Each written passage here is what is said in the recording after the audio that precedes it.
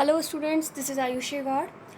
Last lecture में हमने 4.1 से पहले सब कुछ कर लिया था। बस एक टॉपिक हमने छोड़ा था और मैंने कहा था मैं आपको बाद में करवाऊँगी, और वो मैं आपको करवा दूँगी जब मुझे लगेगा कि जिस टॉपिक के साथ उसको करवाना चाहिए उस अकॉर्डिंग। ठीक है, आप लोगों में से सभी ने एक्सरसाइज 4.1 ट्राई कर ली है। आई होप किसी को भी कोई प्रॉब्लम नहीं है। जैसे मैंने पूछा तो जिन बच्चों ने रिस्पॉन्स किया उन्हें कोई दिक्कत नहीं है 4.1 में। So if you have any doubt in 4.1 then you can message me and I will solve it. आज हम स्टार्ट करने वाले हैं प्रॉपर्टीज़ ऑफ डिटर्मिनेंट, सारणिक के गुणधर्म। ये बहुत इम्पॉर्टेंट है और नेक्स्ट एक्सरसाइज भी आपके बहुत इम्पॉर्टेंट है।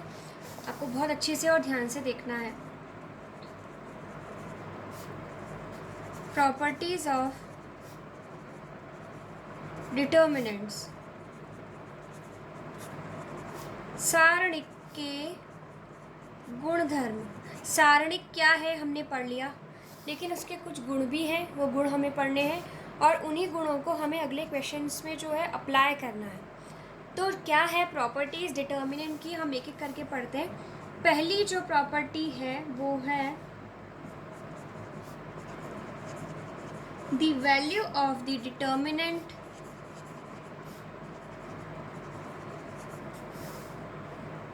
remains unchanged if its row and columns are interchanged। देखिए, पहली जो आपकी प्रॉपर्टी है वो क्या है, यदि किसी सारणिक में समस्त पंक्तियों तथा स्तंभों को आपस में परिवर्तित कर दिया जाए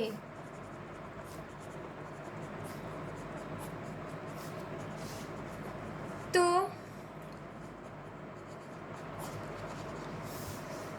सारणिक का मान अपरिवर्तित रहता है। देखिए, कोई भी डिटर्मिनेंट अगर आपके पास है, आप उसकी रो और कॉलम को अगर आपस में बदल देते हैं तो उसका जो मान है वो नहीं बदलता है, वो एज इट इज़ रहता है।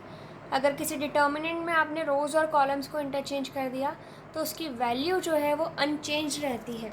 जैसे कि एक एग्जांपल अगर हम लें, अगर एक सारणिक है आपके पास 4, 2, 6, 5, आपने क्या किया, इस सारणिक में रोज को कॉलम से, कॉलम को रोज से इंटरचेंज कर दिया। क्या किया आपने, 4, 2, 6, 5। अगर ये सारणिक है, हमने इसकी रो और कॉलम्स को आपस में बदल दिया है तो इनकी वैल्यू चेंज नहीं होती है। देखिए, 5 4 ज़ा 20 माइनस 12 आंसर इज़ 8। 5 4 ज़ा 20 माइनस 12 आंसर इज़ 8। तो मान जो है वो हमेशा सेम ही रहेगा। अब अगर हम मैट्रिक्स के फॉर्म में बात करें तो एक मैट्रिक्स है 4 2 6 5। हमने क्या किया, अगर ये मैट्रिक्स ए है, हमने इसकी रो को कॉलम में बदल दिया, कॉलम को रो में बदल दिया, तो उसे हम क्या कहते हैं, ए का ट्रांसपोज कहते हैं हम। तो ये बनेगा आपका 4 2 6 5, क्योंकि अगर कोई मैट्रिक्स ए है, उसकी रो को कॉलम में और कॉलम को रो में अगर हम बदल देते हैं तो उसे हम ए का ट्रांसपोज कहते हैं, मतलब परिवर्त मैट्रिक्स कहते हैं। अब आप ए एक ऐसी मैट्रिक्स है 4 2 6 5, ए का ट्रांसपोज क्या है, 4 6 2 5, और इन दोनों का ही सारणिक का मान कितना आ रहा है, 8। तो मतलब मैं ये कहूँ कि ये जो ए है इसकी सारणिक का मान 8 आ रहा है और इसकी सारणिक का मान भी क्या आ रहा है, 8 आ रहा है। इसका मतलब क्या होगा कि किसी भी मैट्रिक्स के डिटर्मिनेंट का मान उसके ट्रांसपोज के डिटर्मिनेंट के मान के बराबर होता है।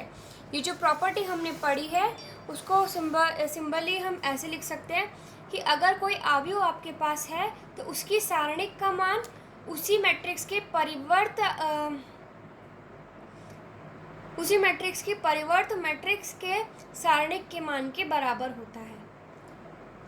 सिंपल सा है, कोई मैट्रिक्स है, कोई सारणिक है और सारणिक के अगर रो और कॉलम को हमने आपस में बदल दिया तो जो मान है वो चेंज नहीं होता है, एज इट इज़ रहता है।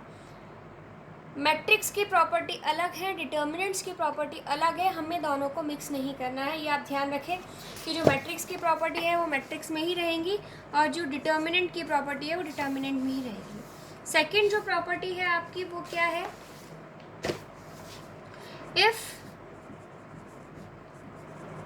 any two rows or columns of a determinant are interchanged, then sign of determinant changes। देखिए, यदि किसी सारणिक के दो पंक्तियों अथवा स्तंभों को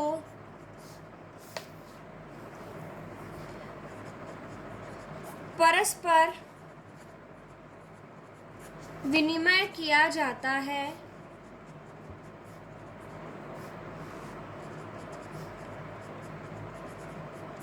तो सारणिक के मान का चिन्ह बदल जाता है। देखिए, सारणिक का मान तो वही रहेगा, बस उसका चिन्ह बदल जाएगा। अगर कोई भी डिटर्मिनेंट आपके पास में है और आपने उसमें से किन्हीं भी दो रोज को या फिर दो कॉलम को आपस में इंटरचेंज कर दिया तो क्या होगा, वो जो डिटर्मिनेंट है उसकी वैल्यू तो वही रहेगी, बस साइन चेंज हो जाएगा। अगर कोई सारणिक है उसमें दो पंक्तियों को आपने आपस में बदल दिया या दो स्तंभों को आपस में बदल दिया है तो क्या होगा, उस सारणिक का मान वही रहेगा किंतु उसका चिन्ह बदल जाएगा। एक एग्जाम्पल हम लेते हैं। मान लीजिए कि एक सारणिक है 1 2 3 4, इसका मान क्या है 4 1 ज़ा 4 -6, तो कितना आ रहा है -2। अब मैंने क्या किया है, इसी सारणिक में चलिए इस एग्जाम्पल को हम नहीं लेते क्योंकि ये तो ट्रांसपोज वाला ही हो जाएगा। हम एक दूसरी मैट्रिक्स लेते हैं 1 2 3 4 5 1 6 2 3। हमने एक सारणिक ली है, अपनी इच्छा से एक एग्जाम्पल लिया है। इसका मान अगर हम निकालते हैं तो हम इसका जब मान निकाल रहे हैं इसका मान क्या आएगा, देखिए पहला प्लस फिर माइनस फिर प्लस, तो यहाँ आएगा आपका 1 × 5 1 2 3 माइनस में फर्स्ट रो के अलावा एक्सपेंड कर रही हूँ तो इसको छोड़ेंगे तो ये आएगा 4 6 1 3 फिर +3 4 5 6 2। हमारी इसकी वैल्यू क्या आ रही है 15 - 2 12 - 6 8 - 30। ठीक है, तो ये हमें मिलेगा 15 में से 2 गए 13 6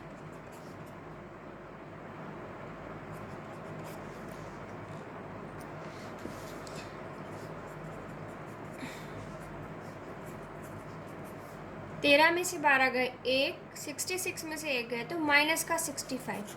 अब देखिए इस डिटर्मिनेंट का मान क्या आ रहा है आपका -65।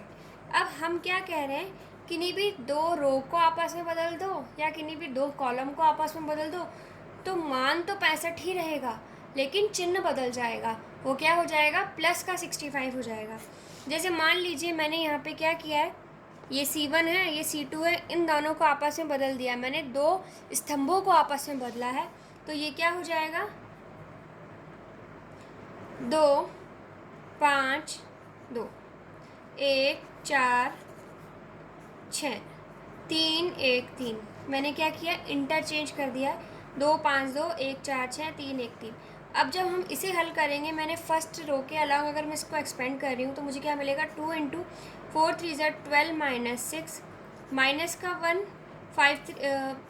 15 माइनस 2 प्लस का 3 और 6 5 ज़ा 30 माइनस 8।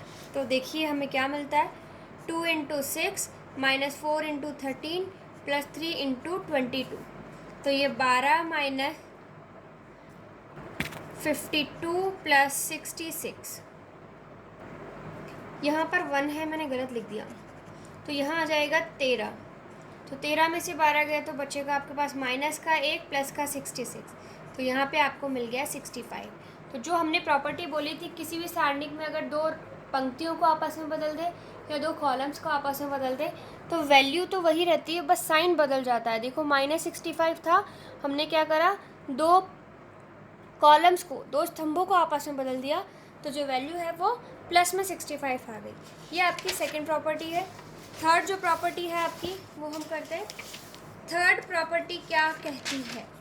थर्ड प्रॉपर्टी हमारी कहती है, इफ टू रोज और columns of a determinant are identical, then the value of the determinant is 0.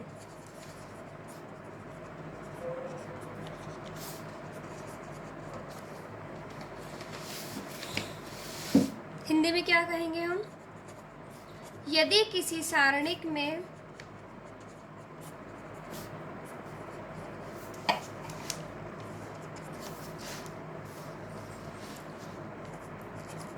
दो पंक्तियां या दो स्तंभ समान हो तो सारणिक का मान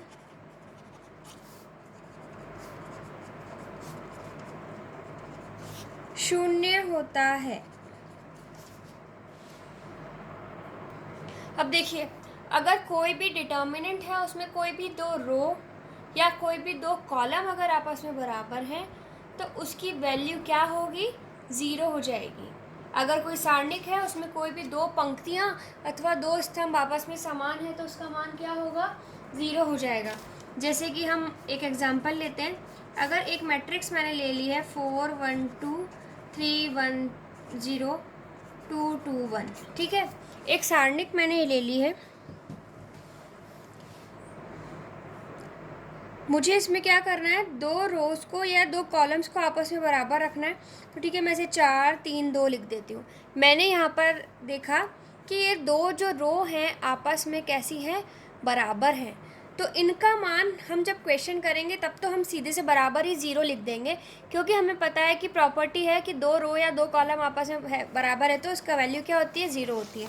लेकिन फिर भी एक बार आपको प्रूव करने के लिए मैं लिख कर बता रही हूँ। देखिए, अगर इस तरह की कोई मैट्रिक्स आपको दे रखी है तो हम उसे सॉल्व करेंगे पहले। अब हम इसे सॉल्व करेंगे ना तो उसका रिजल्ट ऑटोमेटिकली 0 ही आ जाएगा।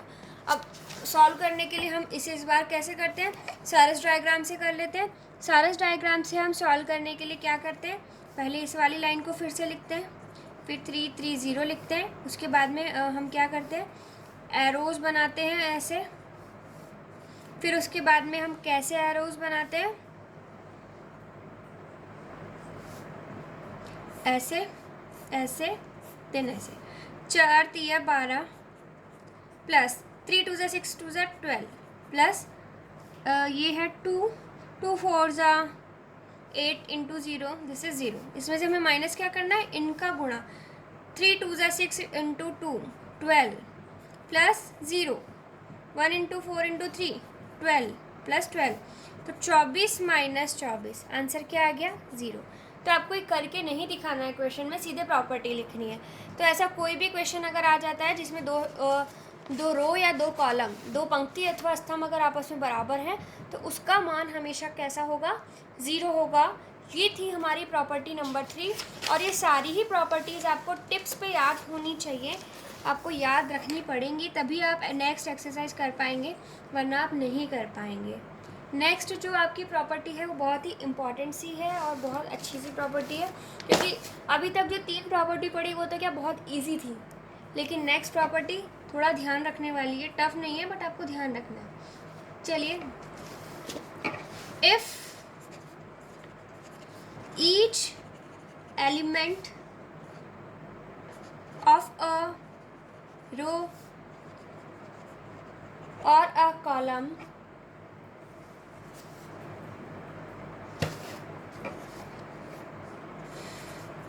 of a determinant is multiplied by a constant k, then its value gets multiplied by k।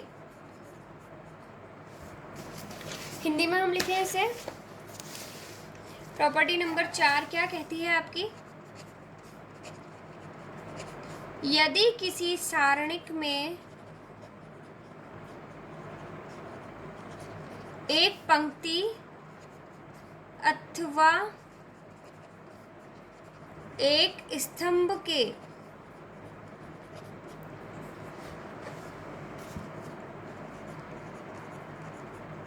सभी अवयवों को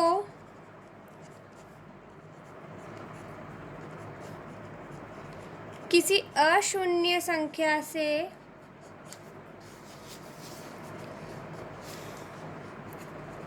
गुणा किया जाए तो प्राप्त सारणिक का मान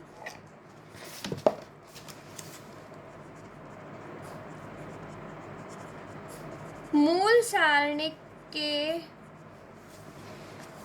मान, आप यहाँ ऐसा लिख लीजिए, किसी अशून्य संख्या k से गुणा किया जाए तो प्राप्त सारणिक का मान मूल सारणिक के मान तथा k के गुणनफल के बराबर होता है।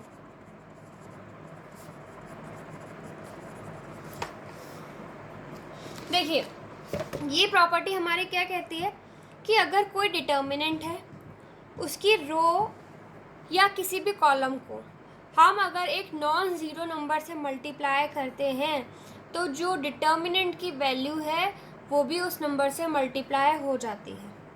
जैसे कि अगर कोई सारणिक है, उसकी किसी भी पंक्ति या किसी भी रो के सभी एलिमेंट्स को अगर हमने किसी नंबर से मल्टीप्लाई किया है तो उस सारणिक का जो मान है वो भी उस नंबर से मल्टीप्लाई हो जाएगा।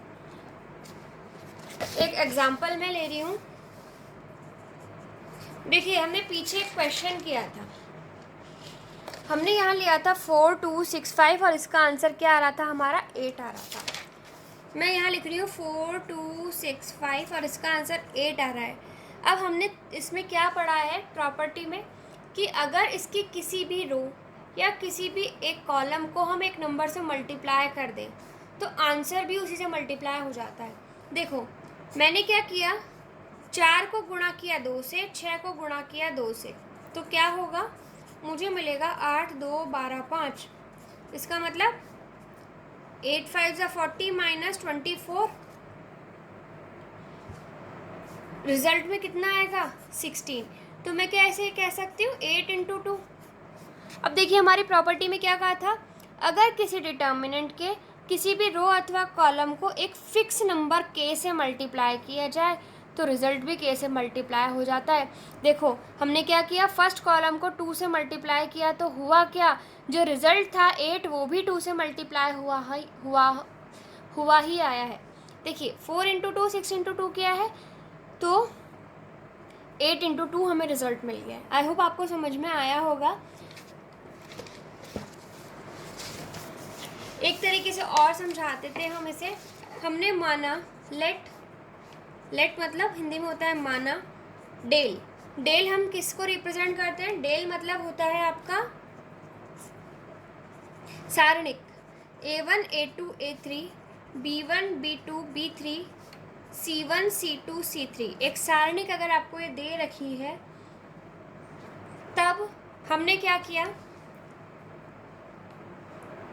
R3 को के से गुणा करने पर, इंग्लिश वाले बच्चे खुद लिखें, मल्टीप्लाइंग R3 बाय के। अब R3 को अगर हमने के से मल्टीप्लाई किया है, इसका मतलब उसका हर एक एलिमेंट के से मल्टीप्लाई हुआ है। तो इस तरह से जो हमको न्यू मैट्रिक्स मिल रही है उसे हमने क्या कह दिया, डेल वन या डेल डैश कह सकते हैं, कुछ भी कह सकते हैं। डेल वन क्या हो गई, इस मैट्रिक्स के तीसरी रो को अगर मैं के से गुणा करूं तो जो मैट्रिक्स मुझे मिलेगी उसे मैं एक नया नाम दे रही हूँ, डेल वन। तो मैंने क्या किया, तीसरी रो को के से गुणा कर दिया। तो होगा क्या, डेल वन बराबर क्या आ जाएगा, हम यहाँ पर भी के है, तीसरी रो में से के कॉमन ले सकते हैं। जैसे ही मैंने के कॉमन लिया तो मुझे क्या मिल रहा है, A1 B1 C1, A2 B2 C2, A3 B3 C3। और डेल वन बराबर क्या हो जाएगा, के इंटू ये, क्या फिर से मुझे क्या मिल गया, डेल। इसका मतलब डेल वन क्या था, ऐसी मैट्रिक्स इसके थर्ड रो को हमने के से मल्टीप्लाई किया तो उसका रिजल्ट भी क्या आया, पहली वाली मूल मैट्रिक्स को भी अगर हम के से गुणा कर दें तो वही उसका रिजल्ट हो जाएगा, जो कि मैंने यहाँ पे आपको एग्जाम्पल की हेल्प से भी करके दिखाया है। अब देखिए, मिक्स मत करना, मैट्रिक्स अगर होती है तो मैट्रिक्स में हम यहाँ से ऐसे के कॉमन नहीं ले सकते हैं, क्योंकि मैट्रिक्स में आप लोगों ने अदिश गुणन पढ़ा है, स्केलर मल्टीप्लिकेशन। स्केलर मल्टीप्लिकेशन मतलब अगर ये सारी ही टर्म्स, ये सारे ही अवयव अगर के से गुणा होते तो हम कॉमन निकाल सकते हैं, लेकिन डिटर्मिनेंट में हम रो या कॉलम में से भी बाहर निकाल सकते हैं। ठीक है, अब इसी की एक उप प्रमेय आपको दे रखी है, corollary. What is this corollary? Corollary उप प्रमेय जो आपको दी है वो ये कह रही है कि if each element of a determinant del is multiplied by the same number k, then del dash is the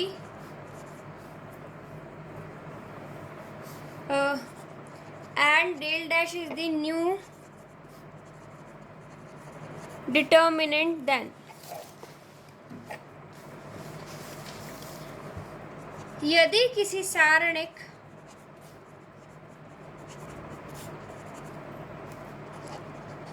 del के प्रत्येक अवयव को के से गुणा करने पर प्राप्त सारणिक डेल डैश हो तो, डेल डैश या डेल वन आप कुछ भी कह सकते हैं, हो तो। देखिए, अभी इससे पहले हमने क्या बात करी थी कि कोई सारणिक, कोई डिटर्मिनेंट अगर है, उसके किसी एक रो या एक कॉलम को हम के से गुणा कर रहे थे। अब हम क्या कर रहे हैं, कोई सारणिक या कोई डिटर्मिनेंट है, उसके हर एक एलिमेंट को, मतलब सारी रो और सारे कॉलम को अगर हम के से गुणा कर रहे हैं तो क्या होगा। देखिए, डेल डैश आपका क्या है, जो नई सारणिक आपको मिल रही है, अगर सारे अवयवों को हम गुणा कर दें के से तो जो नई सारणिक हमें मिल रही है उसे हम क्या कह रहे हैं, डेल डैश। डेल डैश बराबर क्या होगा, के इंटू डेल होगा, यदि डेल जो है उसका ऑर्डर कितना है, order of del is equals to 1, मतलब क्रम। डेल डैश बराबर क्या होगा, के स्क्वायर डेल, यदि क्रम, इंग्लिश वाले बच्चे प्लीज थोड़ा सा कोऑपरेट करें, आप लोग लिख लीजिएगा, order of del is equals to 2। Del dash बराबर क्या होगा, के क्यूब डेल, यदि क्रम कितना है, 3 है।